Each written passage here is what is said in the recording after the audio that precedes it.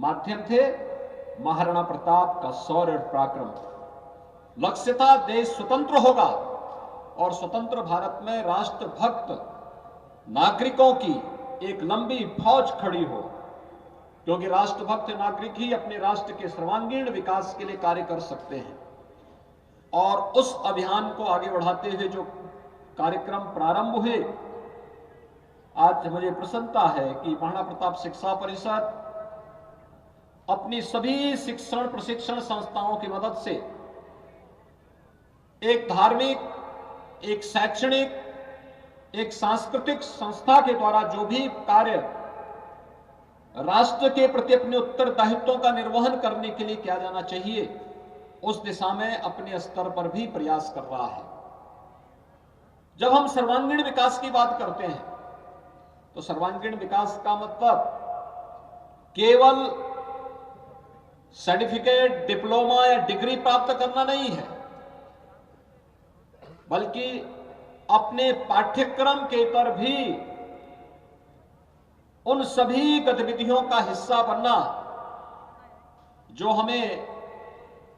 भविष्य की चुनौतियों के प्रति सदैव एक नई प्रेरणा और एक नया प्रकाश हम सबके सामने प्रस्तुत कर सके। और इसीलिए महाराणा प्रताप शिक्षा परिषद प्रतिवर्ष 4 दिसंबर से 10 दिसंबर के बीच अपना संस्थापक सप्ताह का यह समारोह आयोजित करता है। इसमें महाराणा प्रताप शिक्षा परिषद से संबद्ध संस्थाओं के साथ ही महानगर, जनपद और आसपास के अन्य जनपदों से जुड़ी हुई शिक्षण प्रशिक्षण संस्थाएं भी भागीदार बनती हैं। विभिन्न प्रकार की प्रतियोगिताएं इसमें शामिल की जाती हैं, विभिन्न कार्यक्रम इसके साथ जोड़े जाते हैं। खेलकूद की प्रतियोगिताएं होती हैं, भाषण की होती हैं, गायन की होती हैं, और इसकी शुरुआत होती है अनुशासन से। हम सब जानते हैं कि अनुशासन अगर व्यक्ति के जीवन में नहीं है तो कभी अपने लक्ष्य को प्राप्त नहीं कर सकता। अनुशासनहीन व्यक्ति, नागरिक या अनुशासनहीन छात्र की स्थिति वैसे होती है जैसे एक पेंडुलम होता है, उसकी कोई गति नहीं होती, उसका कोई लक्ष्य नहीं होता। ऐसे ही कभी भी हमें अपने जीवन में इस बात को ध्यान रखना होगा कि आज महाराणा प्रताप शिक्षा परिषद का जो कार्यक्रम प्रारंभ होता है, इस अनुशासन पर्व से आगे बढ़कर के फिर विभिन्न प्रकार की प्रतियोगिताओं के साथ आगे बढ़कर के और मुख्य समारोह के साथ 10 दिसंबर को फिर उसका समारोह होता है। यह अनुशासन जिसमें उन सभी संस्थाओं को जो अपने संस्था से जुड़ी हुई यूनिफॉर्म के साथ ही अपने व्यवस्थित अनुशासन के लिए जानी जाती हैं, उनको भी पुरस्कृत किया जाता है। और साथ साथ विभिन्न प्रकार की जो प्रतियोगिताएं होती हैं उनमें भागीदार बनने वाली टीम को, पुरस्कार प्राप्त करने वाली टीम्स को भी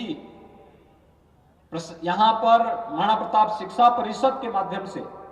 उन्हें सम्मानित करने का कार्यक्रम मुख्य समारोह के अवसर पर होता है। आज हम सबको इस बारे में ध्यान रखना होगा कि देश एक सकारात्मक दिशा में आगे बढ़ चुका है। यह देश वर्तमान में अपनी आजादी का अमृत महोत्सव मना रहा है और आजादी के अमृत महोत्सव वर्ष में हम सब के लिए कि जब देश अपनी आजादी के 75 वर्ष पूरा करके दुनिया के सामने अनेक प्रतिमान स्थापित कर रहा है, उन स्थितियों में भारत के 135 करोड़ की आबादी के लिए इससे बड़ी गौरव की बात क्या हो सकती है कि जो ब्रिटेन भारत पर 200 वर्षों तक, लगभग 200 वर्षों तक जिसने शासन किया था, उस ब्रिटेन को पछाड़ करके भारत दुनिया आज 5वीं बड़ी अर्थव्यवस्था के रूप में अपने आप को स्थापित किया है। जिस दुनिया के अंदर वैश्विक मंच पर बढ़ती हुई भारत की प्रतिष्ठा आज इसका प्रमाण है कि अगर हम चाहें तो अपने देश को और अपने समाज को कहां से कहां तक की यात्रा पहुंचा सकते हैं। आपने देखा होगा 1 दिसंबर को प्रधानमंत्री मोदी जी ने दुनिया के उन 20 बड़े देशों का, जिनका दुनिया के 80% संसाधनों पर अधिकार है, G20 के देशों का नेतृत्व का अगले 1 वर्ष का दायित्व उन्होंने संभाला है।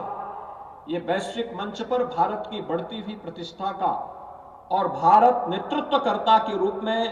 अब दुनिया को भी मार्गदर्शन करेगा, उस भूमिका के रूप में आज भारत दिखाई दे रहा है। स्वाभाविक रूप से जब भारत का नेतृत्व भारत को इस दिशा में आगे बढ़ा रहा होगा, उसमें बहुत सारी चीजें हैं जिसको हमें समझने की आवश्यकता है। एक, कोरोना कालखंड में भारत का मॉडल आपने देखा होगा, बहुत सारी ऐसी चीजें हुई कोरोना कालखंड में जो दुनिया के लिए यूनिक थी, दुनिया के लिए प्रेरणादायी थी। महामारी के दौरान भी अपने नागरिकों के हितों के संरक्षण के लिए ईमानदारी पूर्वक कार्य किया जा सकता है, यह उदाहरण देखने लायक था।